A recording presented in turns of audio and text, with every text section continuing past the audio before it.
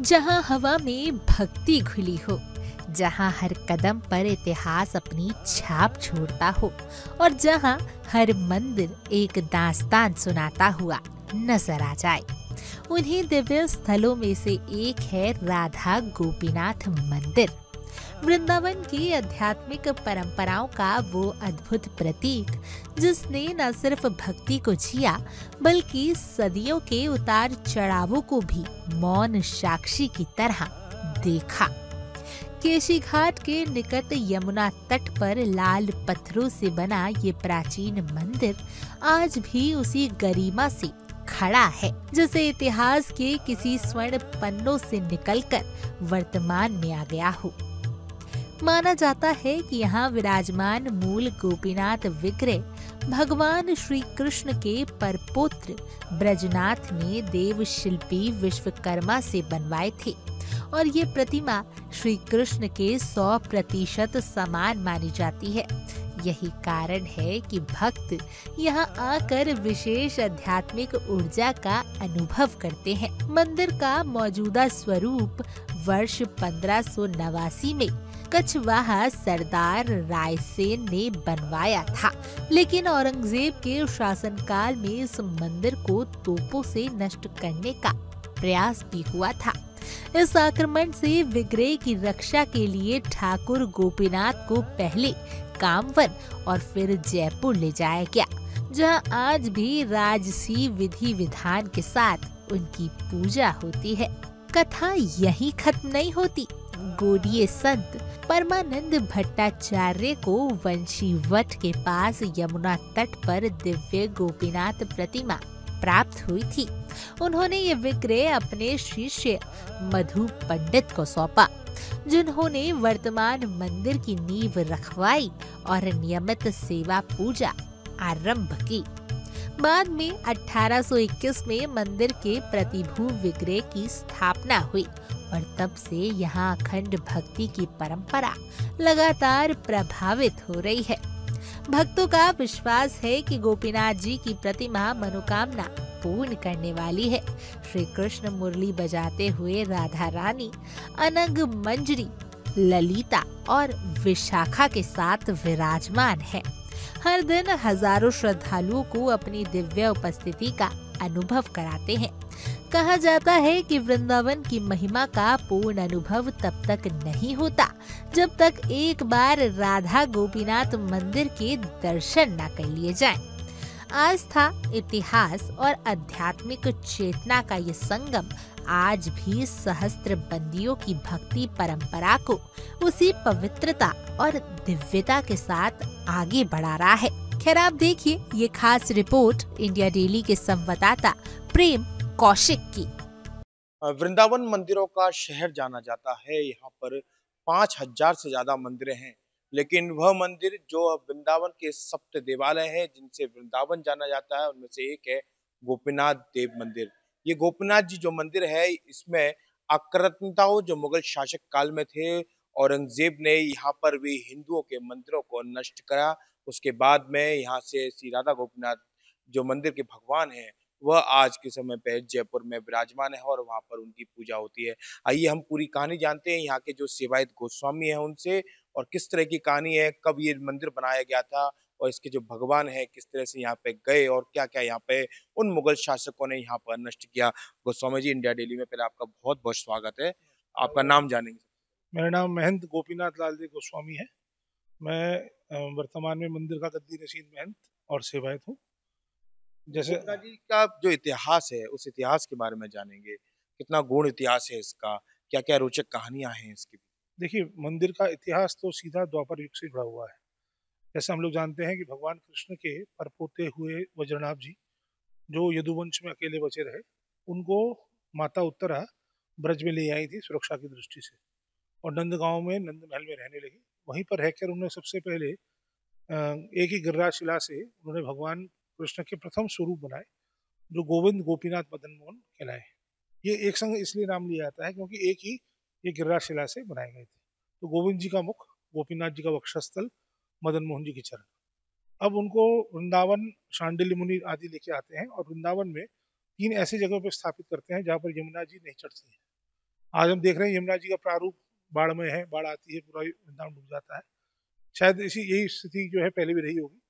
तो ऐसा जानकर श्री शांडिल्य मुनि ने, क्योंकि उनको पूरे ब्रज का भूगोल की जानकारी रही होगी, उन्होंने इस स्थान पर विराजमान किया जहाँ पर यमुना जी का प्रवेश नहीं होता। तो गोपीनाथ जी बंसीवट टीला नामक स्थान पे विराजमान है। अभी अक्टूबर महीने में, सितंबर महीने में बहुत बाढ़ आई थी, तो उसमें ये 3 मंदिरों में आपने देखा होगा इसके आसपास जो है जल प्रवेश नहीं किया।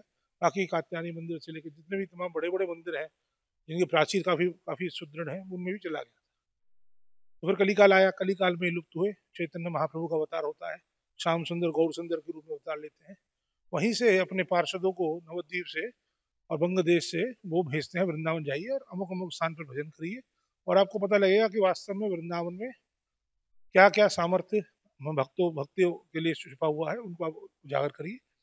तो उसमें से हमारे पूर्वज श्री मधु पंडित गोस्वामी जी 1526 में वृंदावन आगमन होता है शरद पूर्णिमा के दिन, और वर्ष 1527 के माघी पूर्णिमा के दिन श्री गोपीनाथ जी का प्राकट्य होता है।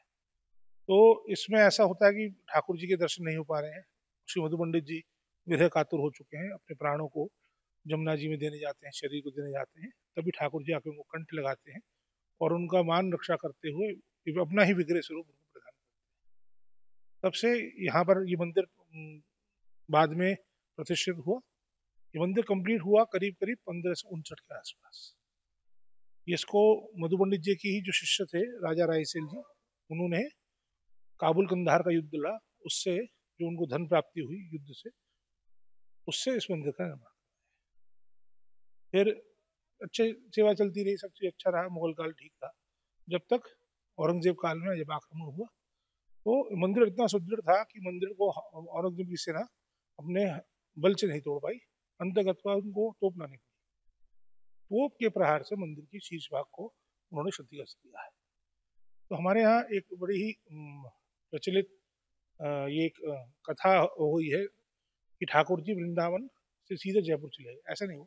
यदि आप लोग इतिहास देखेंगे तो जयपुर का इतिहास जो बनना शुरू हुआ या कंप्लीशन हुआ वो 1721 में, और 1669 और 17 करीब करीब 50 साल का अंतर है। तो इसके बीच में ठाकुर जी कहाँ रहे? ठाकुर जी हमारे गोपीनाथ जी आप दर्शन कर रहे हैं, ये असल में तीनों ठाकुरों के दो दो ठाकुर विराज। उस समय जब पूरा मंदिर स्थापित हुआ, विधिवत रूप से दो दो ठाकुर स्थापित होते हैं। एक होते हैं अचल, एक होते हैं सचल। गोविंद गोपीनाथ मदन मोहन क्योंकि इतने बड़े बड़े थे, उनके लिए सचल ठाकुरों की स्थापना की गई। और ये ठाकुर जो है काम्य वंश से 35 साल रहकर 1695 में जब इस मंदिर का निर्माण हुआ तो वहां से वापस आ गए। पहले वो कामबन में करें। कामबन अब जाएंगे, अभी गोपीनाथ जी वहाँ विराजमान है। वहां पे जो है वो प्रतिभू विग्रह है, ये उत्सव विग्रह। अभी जो वर्तमान में जो हम गोपीनाथ जी के दर्शन करते हैं जयपुर में, वह किस तरह की? वो अचल है, वही तो नहीं है। ये ठाकुर आप दर्शन कर रहे हैं, ये उत्सव विग्रह। जैसे इस समय वृंदावन में जितने भी ठाकुर हैं हमारे सप्त देवालय, वो सब उत्सव ठाकुर हैं। अपने स्थान मूल स्थान से अपने जो है रसोपासन के लिए, अपने उत्सव के लिए वो हिलाए जाते हैं बाहर। औरंगजेब द्वारा जब आक्रमण किया गया यहाँ पर, मंदिरों को क्षतिग्रस्त किया गया, उसके बाद में ठाकुर जी को किस किस तरह से फिर उनको वहां पर पहुंचाया गया? ऐसा बहुत व्यवस्था ऐसा रहा कि उस समय जाट साम्राज्य का उद्भव हुआ। जो हमारे भरतपुर स्टेट है उसमें जाटों को वो संगठित हुए, ब्राह्मणों वैष्णवों ने जाटों को संबल किया, और उनके द्वारा ही फिर ज्यादातर मंदिरों की रक्षा की गई। उनके द्वारा ही फिर भूमि की व्यवस्था की गई। भूमि वृंदावन में और बाकी सब जगह दान की गई, और जो भी पहले भी थी तो उनको मंदिरों को सुरक्षा दी गई, और फिर धीरे धीरे जो है सुदृढ़ व्यवस्था हुई। लगभग इसका जो मंदिर का निर्माण माने तो कितने वर्षों पुराना? ये 1695 में बना है मंदिर, नया मंदिर। दो मंदिर भाग है, पहला जो है 1527 से 1559, और ये जो है 1695 से 1698। तो मतलब लगभग 5000 साल पुरानी इस मंदिर की पूरी कहानी। बिल्कुल बिल्कुल, पूरी विभिन्न पुराणों में आता है। स्कंद पुराण है आपका, हमारा पद्म पुराण है, गर्ग संहिता में पूरा इसमें आता है। लेकिन जो मंदिरों के अवशेष रहे होंगे जब उनका आक्रमण के दौरान तोपों से जब नष्ट किया गया, उन अवशेषों का क्या किया? नहीं, वो यहीं पे मंदिर में आए तो वहां पर जो भी हमको अवशेष मिले हम उनको रख रखा है। लोग आके देख सकते हैं कि किस प्रकार हमारे आपके पूर्वजों ने संघर्ष किया। सबसे बड़ी बात ये समझिए कि हमारे पूर्वजों में इतना सामर्थ्य था। उस समय भगवत सेवा ही हमारी जाति थी, वैष्णव जाति थी। उसमें ऐसे आज हम जो सनातन सनातन कर रहे हैं, वैष्णव ऐसा शब्द है जिसमें हर कोई अपनी जाति भूल जाता है। आप किसी को वैष्णव बोलेंगे फिर आपसे जाति नहीं पूछेगा, आप लगेगा कि ब्राह्मण वैष्णव, क्षत्रिय वैष्णव, ऐसे नहीं हो। वैष्णव मतलब वैष्णव जो भगवान विष्णु को प्रेम करता है, जो भगवान विष्णु के कार्य को करता है।